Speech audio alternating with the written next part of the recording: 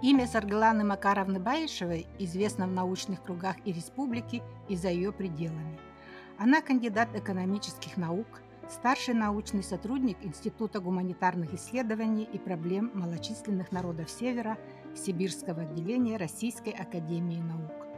Саргалана Макаровна более полувека занимается научной работой, является заслуженным ветераном Сибирского отделения Российской академии наук. Но как же начался ее путь в науку? В университете я поступила на географическое отделение, поскольку в Плехановку не приняли меня по конкурсу. Я училась на географическом отделении Якутского госуниверситета, и у нас были замечательные учителя, которые занимались северной тематикой. Среди них я могу назвать Зою Марковну Дмитриевну, Семена Егоровича Мастахова. Они сами имели питерское образование, и поэтому, конечно, проблема севера их волновала. И мы занимались, вот отдельные студенты, и среди них я занималась северной тематикой, начиная со студенческих лет. Трудовой путь я вообще-то начинала в системе радио, потому что я первый год после школы не поступила. И я знаю поэтому многих журналистов республики, которые стояли у истоков нашей якутской журналистики. И дело в том, что после окончания университета я поехала на север.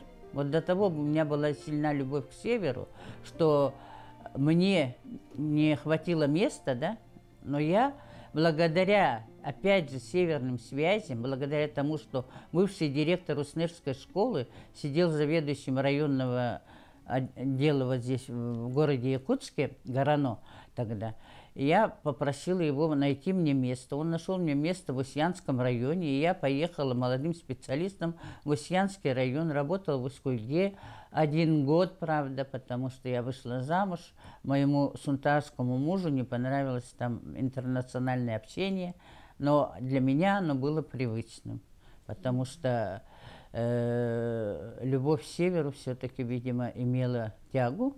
И после возвращения мне не нашлось места учительствовать, поэтому я пошла в науку. Пришла в Якутский НИИ сельского хозяйства.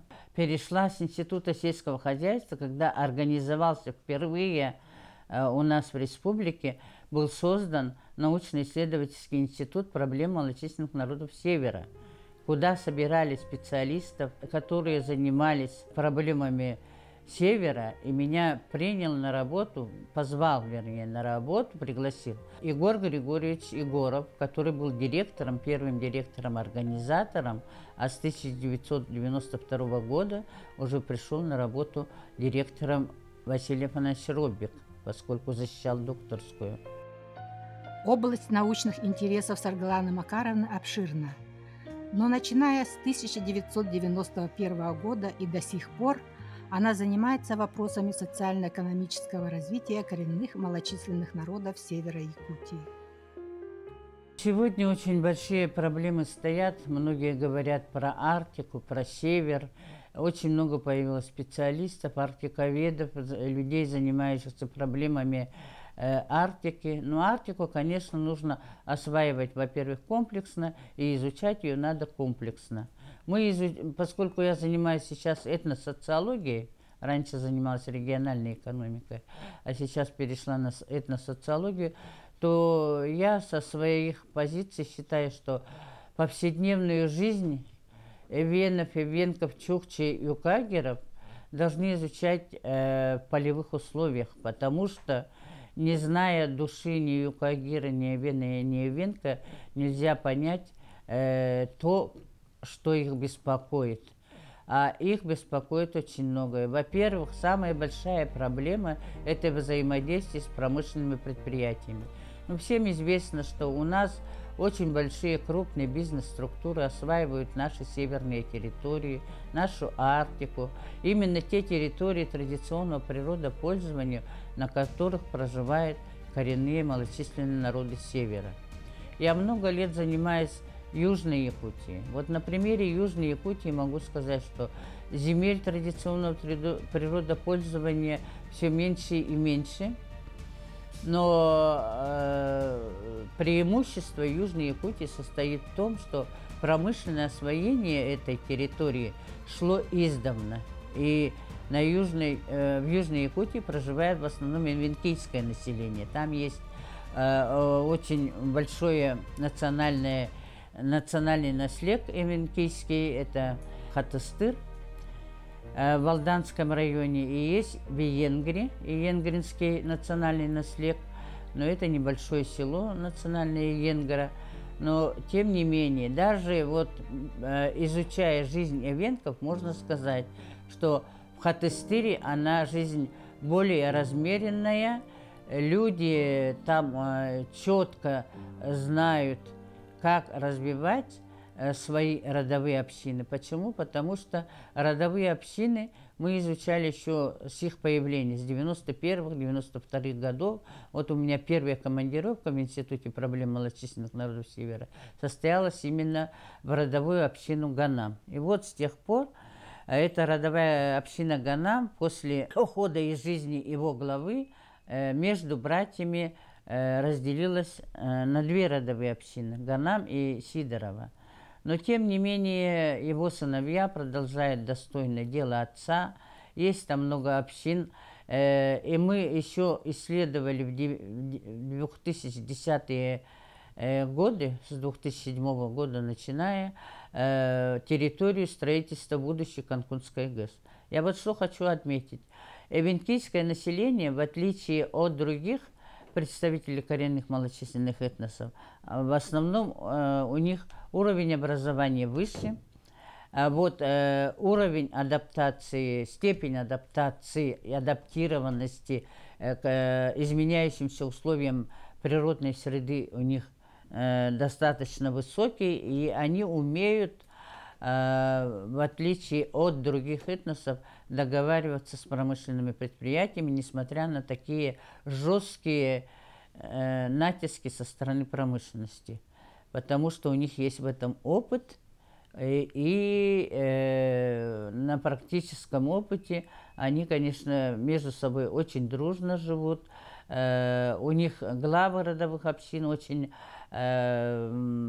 образованные и умеющиеся договариваться с любыми органами власти. Во многом им помогает ассоциация коренных малочисленных народов Севера, потому что в ассоциацию пришли молодые позитивные лидеры аборигенного сообщества, и они очень грамотно знают законы. Во-первых, нужно знать законы, потому что нормативно-правовое обеспечение коренных малочисленных народов Севера для всего Севера, для всей Сибири и Дальнего Востока – это проблема номер один. У нас не работают федеральные законы, поскольку федеральные структуры, которые пришли осваивать Север, они считают, что они делают нужное дело, но тем не менее не всегда они умеют взаимодействовать с коренными малочисленными народами Севера. Иногда бывает, что не соблюдают закон об этнологической экспертизе, нарушают его. Этот закон мы помогали разрабатывать, были экспертами. В 2010 году он впервые был в республике. Вот чем республика у нас хороша, и она на передовых позициях, тем, что проблема коренных малочисленных народов в нашем регионе, в нашей именно республике решается на должном уровне. У нас есть лидеры аборигенного сообщества, которые работали в парламентах и работают в парламентах. Есть представители, да. Есть у нас определенные структуры, которые занимаются проблемами КМНС. Они не одиноки в своей борьбе за свои права и за свое существование, за то, чтобы жить достойно. Потому что в наше время жить достойно – это нужно тоже уметь не только определенные навыки традиционные, но и уметь договариваться с окружающим сообществом. Саглана Макаровна особое внимание уделяет проблемам, которые существуют среди молодежи коренных малочисленных народов Севера. Среди коренных малочисленных народов Севера самая большая проблема – это безработица. Я вот бывала во всех улусах проживания коренных малочисленных народов Севера, это 20 у нас улусов. В республике из 35 улусов, да. И получается, что основная территория Якутии вот принадлежит как бы номинально освоению традиционному природопользованию, да? Получала грант я несколько раз. В 2011 году по молодежной тематике мы составляли социологический портрет Южной Якутии. Потом в 2014 году я изучала проблему занятости аборигенной молодежи. И вот там я ездила, специально поехала в Анабарский улус и проводила там социологическое обследование. Доезжала даже до широко известного Русского Устья, с русскоустинцами пообщалась. Там открывали церковь вот, во времена Борисова, да, приезжала очень большая делегация с Новгорода и так далее.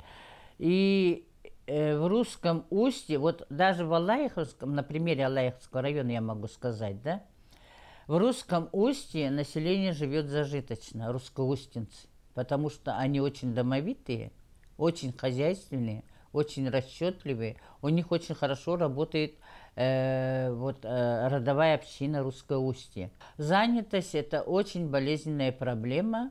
В традиционные отрасли молодежь в последнее время не идет. В советское время молодежь привлекали, были династии, вот мы знаем династии Погадаевых, да, Стампонского улуса знаменитая. Да, очень много было династий, а сейчас династии можно посчитать на пальцах, сколько есть, да? Это не секрет. Молодежь неохотно идет в традиционные отрасли Севера. Почему? Потому что она привыкла к цивилизации. Для того, чтобы молодежь вернуть в традиционные отрасли Севера, их нужно с измальства в тундре, ну, показывать на его. А то у нас это самое, они же неохотно ездят в тундру. Не все дети членов даже семей родовых общин ездят в тундру. Ну, большинство ездит, конечно, но тем не менее потом дети получают образование и в тундру не возвращаются. На основе многолетних научных исследований Саргилана Макаровна пришла к выводу, что нужно создавать условия, нужно зарплату повысить в оленеводстве, в традиционных отраслях. В свое время мы разрабатывали программу по социально-экономическому развитию оленеводства, и там впервые, между прочим, эта программа была разработана под моим руководством в 2000-е годы, и впервые мы бюджетной строкой через представителей Минфина обозначили заработную плату именно оленеводов и чумработниц. Потому что до этого не было обозначено в бюджете и давали, когда хотели. Но с тех времен давали постоянно, но оказалось, в последние годы эту зарплату-то не увеличивали, потому что местные власти, это все зависит от местных органов власти тоже, от органов местного самоуправления, от депутатов, от лидеров аборигенного сообщества, которые на местах существуют. В общем, комплекс проблем должны решать люди, имеющие к этому отношение. Саргилана Макаровна – дочь известного журналиста Макара Афанасьевича Баишева. Родилась в самом центре Якутии, в Мегино-Кангаласском районе. Откуда же в ней такая любовь и преданность северу? Я родилась в многодетной семье, нас 6 сестер и братьев. К сожалению, один брат года 2 назад ушел из жизни, потому что сердце остановилось. 6 детей у Макара Афанасьевича Баишева.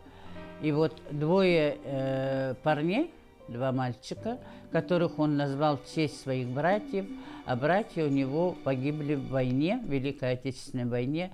Один из них погиб в боях за Сталинград, меньше года отслужил, был призван Чурапчинским райвоенкоматом, а другой брат погиб в боях за Ленинград.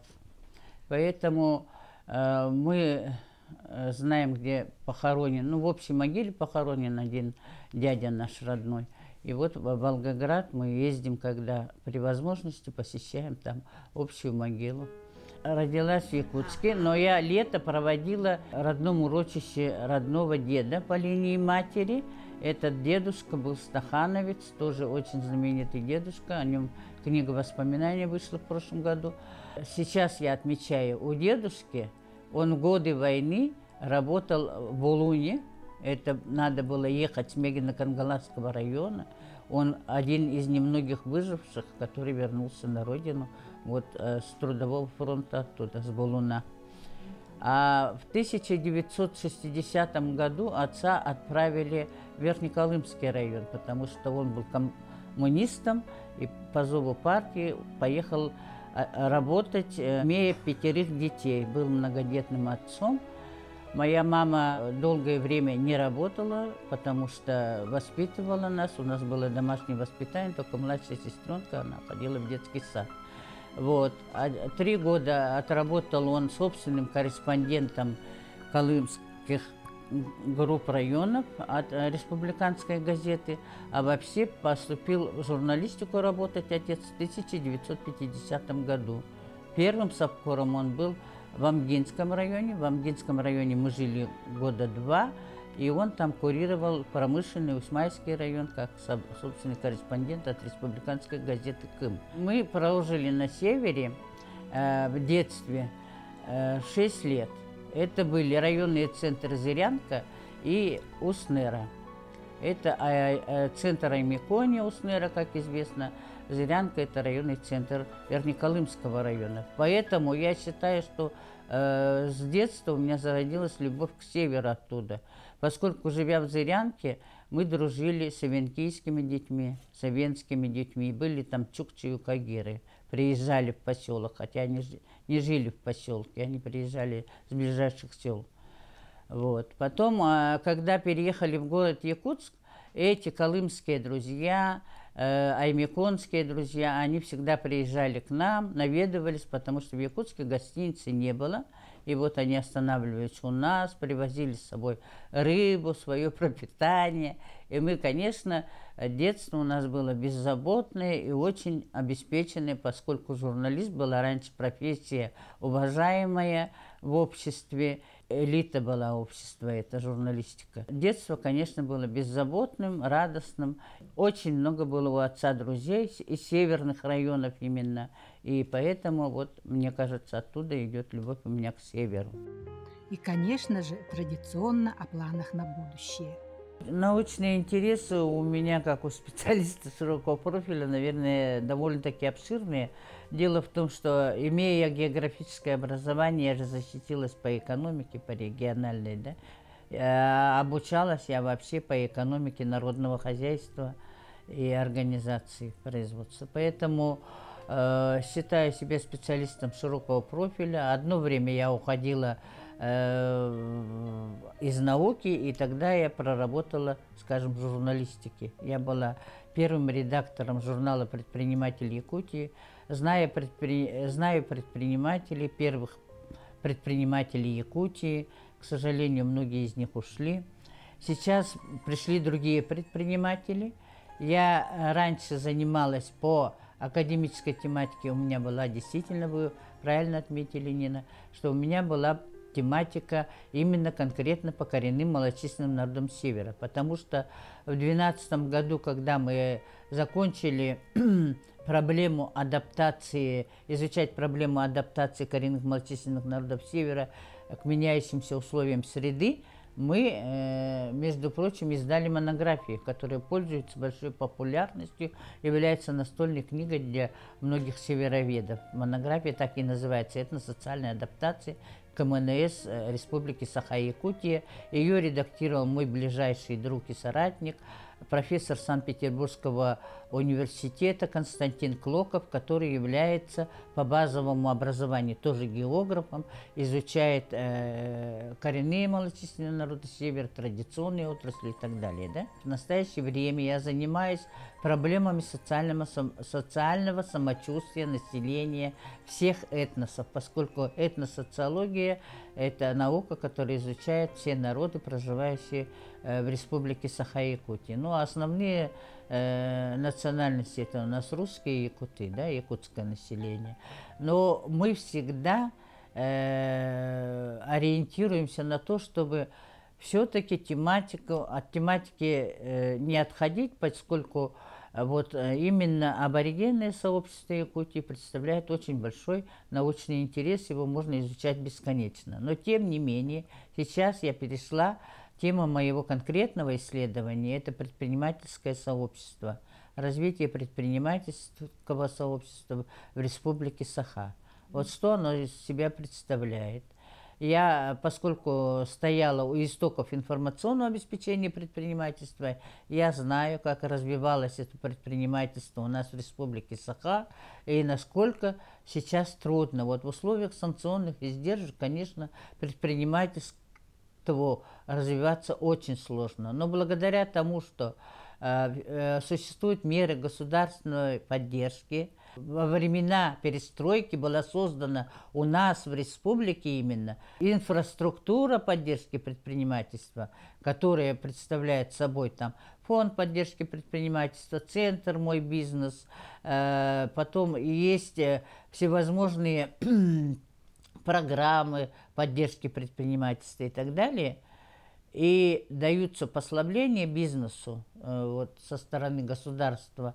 Поэтому, конечно, можно сейчас молодым людям безболезненно и самозанятых даже выйти в индивидуальные предприниматели, а от индивидуальных предпринимателей, мелких предпринимателей, стать средним предпринимателем. Это практически возможно, только это зависит от усилий самого человека, от его трудолюбия, от его желания заниматься чем-то любимым делом, найти свое любимое дело, найти свое призвание. И предпринимательство почему развивается? Потому что оно же создает рабочие места.